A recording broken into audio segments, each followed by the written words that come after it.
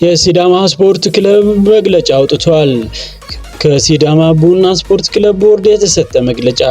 ተጫውተን አሸንፈናል ሲል የተናገረው ቦርዱ የኢትዮጵያ እግር ኳስ ፌዴሬሽን ስራ አስፈጻሚ ኮሚቴ በዛሬው ቀን የሰጠው ተገቢነት የሌለው ውሳኔ እጅግ አሳዝኖናል ብለዋል።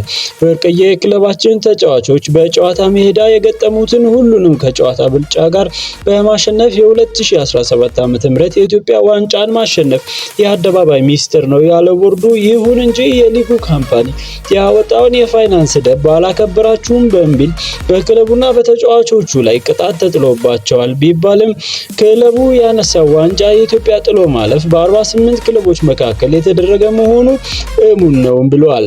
ሲዳማ ቡና የታገዱ ተጫዋቾችን አሰልፎ ከሆነ በጥሎ ማለፍ ያሸነፋቸው ክለቦች በሙሉ ፎርፌ አግኝተው ጉዳያቸው እንደገና መታየት አለበትም እንደማለት ይሆናል ብለዋል።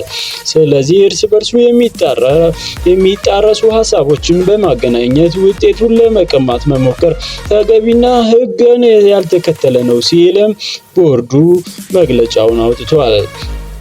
ፌዴሬሽኑም ውሳኔውን ከህግጋቱ ጋር በማገናዘብ እንደገና እንዲያጤነው ቅሬታቸውን ያሰሙ ሲሆን ጀግኖቹ ተጫዋቾቻችን የህዝባቸውን የሁልጊዜም ባለውለታዎች ናቸው ሲል የተናገረም ሲሆን አሁንም ህዝቡ የስፖርት ቤተሰቡ ከጎናቸው መሆኑን ገልጸዋል።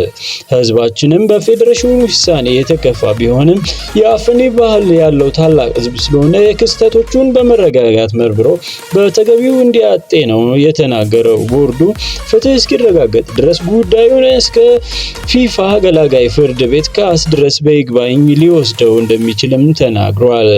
የስፖርት ቤተሰቡ በትዕግስት እንዲጠባበቅና በክለቡ ጎን እንዲቆም በአክብሮት ጥሪያችንን እናስተላልፋለን ብለዋል የሲዳማ ቡና ስፖርት ክለብ ቦርድ።